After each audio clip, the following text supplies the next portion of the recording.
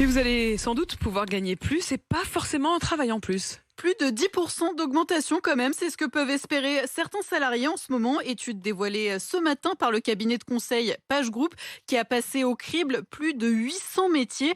La raison, le décalage entre l'offre et la demande sur le marché de l'emploi dans les secteurs qui n'arrivent pas à recruter. Le salarié se retrouve en position de force, Rémi Inc.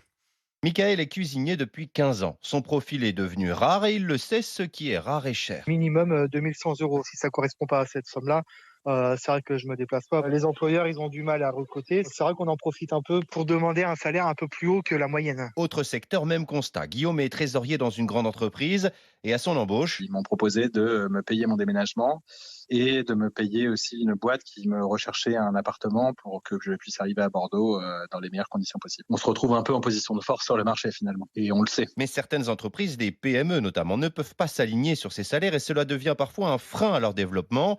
Julien Auger est directeur de projet dans une entreprise informatique. On a des candidats qui ont décliné notre offre sur la question du package d'entrée d'une manière générale. Pour faire grandir une entreprise, il faut des projets et des personnes pour pouvoir le faire. Aujourd'hui, on refuse des projets parce qu'on n'est pas dans la capacité de le faire. Je ne vais pas dire qu'on perd de l'argent, mais on en gagne moins que ce qu'on pourrait. Autre demande récurrente des candidats à l'embauche, la présence tous les jours au bureau ou au contraire le télétravail à temps plein, avec la difficulté pour les entreprises de devoir traiter au cas par cas, salarié par salarié. Rémi Inc. pour RMC.